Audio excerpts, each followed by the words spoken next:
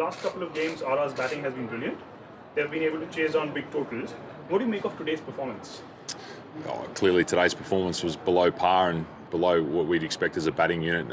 And as you said, we've had some great performances in the last couple of games where we've chased high totals, and today we never really got rolling. I mean, to lose 5 wickets in the power play really puts you on the back foot. Generally speaking, 2 or 3's bad enough, but yeah, we never really gave ourselves a chance to get a foundation to chase down the impressive total that KKR put on the board. Coach, you mentioned about the power play, losing 5 wickets in that. Was it because of the pitch conditions had something in it? Was it the dew, or it was just brilliant bowling by the KKR bowlers? I mean, there's always a combination of factors. Clearly, I thought the Neshkati's catch was outstanding, and that's a couple of inches further. It goes past the webbing and off for 4, and who knows what would have happened in the game. But it wasn't to be. They took their opportunities. Pat Cummins, it was interesting first over, 19 runs with the wicket, and then clearly got another couple of wickets on the back of that. And I don't know whether you can pinpoint an exact reason, whether it was the pitch. The pitch seemed to be looking like it was playing fairly. We felt as though we probably were going to get the best of the conditions in terms of the dew factor coming in a little bit later, and as we saw as the game progressed, there was a lot of wiping of the ball, so we felt as though we've got a good foundation, gave ourselves a good start, and there was a total that we should have been able to chase, but unfortunately, as you said, we lost those early wickets, and it really put us on the back foot, and the chase never really got going. Coach, the team played 6 matches in Dubai but have only won 1 game here. Did the conditions not suit the team, or was it something with the ground? Your thoughts? Yeah, not really sure whether it's the conditions. I think some of the cricket that we played throughout the tournament was inconsistent, and there was key moments within those games. The 6 games that we had here, only to win 1 was disappointing, but we had our opportunities in another couple where we could have clearly won. I think I'll think back to the RCB game when we had sort of high 30s to defend off the last 2 overs, and AB took that game away from us, and then we had a chase against Delhi where we needed, I think it was 38 off 30 with 6 wickets in hand, and we weren't able to chase those down. So we had our opportunities. So I don't think there's the surfaces to blame or the venues to blame. We just played inconsistent cricket at critical moments throughout the tournament, and today probably summed that up for us. We had 2 good games in a row, and then a few inconsistencies crept in, and we weren't able to get the job done today, and it leaves us short of any potential final chance.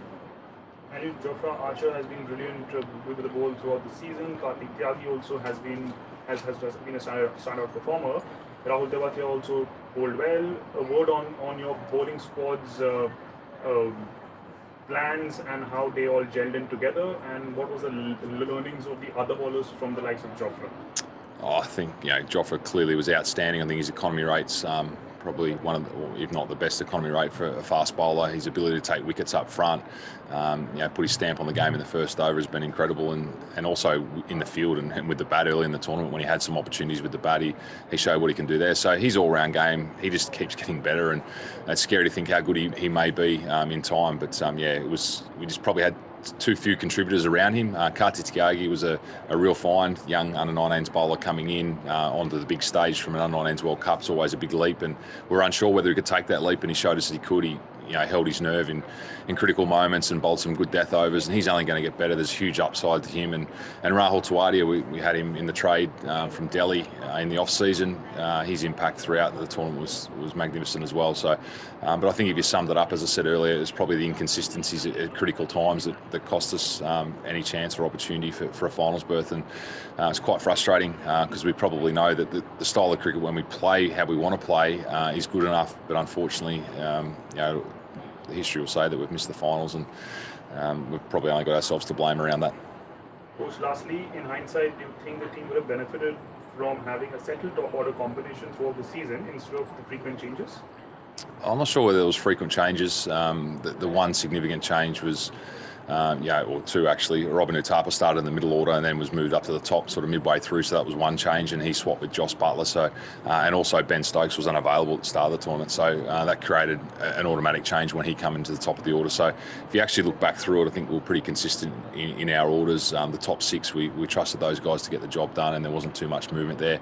We had a couple of droppings early with Rian Parag and Robin Uthappa going out of the side, but that was only for 2 games, and that was more to get some content on the training track into them when we felt like they weren't in great batting rhythm. So we gave them some time in the nets to get their game in order and come back strong, and we felt that in some ways was successful, but as you said, unfortunately that batting unit couldn't get the job done consistently enough, and that's not to say that the batting was the issue throughout the tournament. I think if you actually look at all three phases of the game, there was inconsistencies with fielding and bowling at times, so I'm not laying blame to one area of the game. I think all round we just weren't quite good enough when it counted. Thank you so much, Coach. Thank you. Cheers, thanks.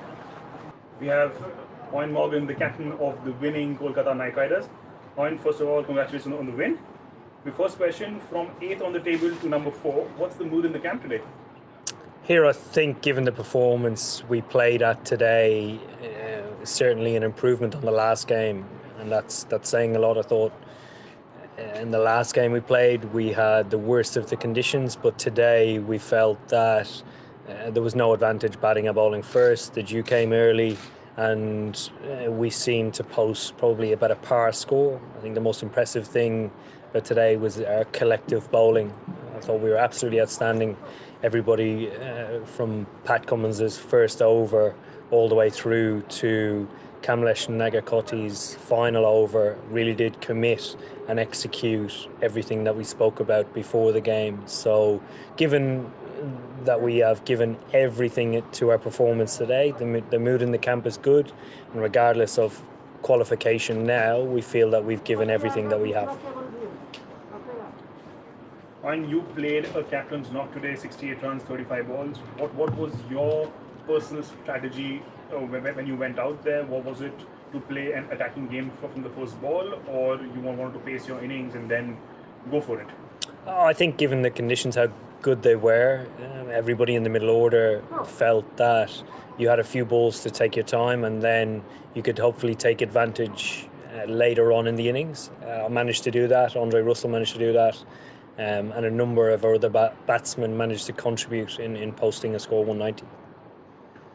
Batting first, putting up a big score and winning was the only option that your team had coming into this game.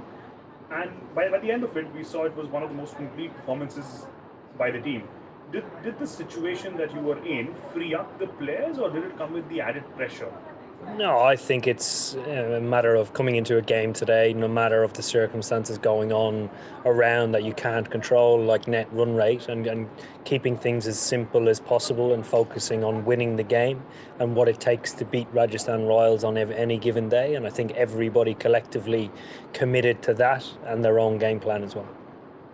A top spell by Pat Cummins, who took 4 wickets tonight. A word on his performance, and was his wickets in the power play the turning point of the game? Pat's been outstanding for us throughout the whole of the competition so far with the bat and the ball, which has been a huge attribute that he brings to our side. So I think today really epitomised how well he's been bowling, given that he takes the new ball up front, sets the tone as he does in an Australian shirt. And we've seen some fantastic fielding efforts this season. Dinesh Karthik took one of the best catches to dismiss the informed Ben Stokes. A word on the catch, and what was the reaction post that wicket? Yeah, DK really had a remarkable day behind the stumps. It's obviously understated a lot of the time. It is one of the toughest jobs and hardest jobs in the game that majority of the time is overlooked and unrewarded, but certainly in our group today he made huge contributions with the gloves, and considering the big wicket of Ben Stokes was that amazing catch, it's fantastic for him. And lastly, how closely will you be watching the DCRCB and the SRH-MI game now? I'll have it on in the background. My family's here, so I'll be spending some time with them and having it on in the background. But there's nothing that we can control in the game, so what will be, will be.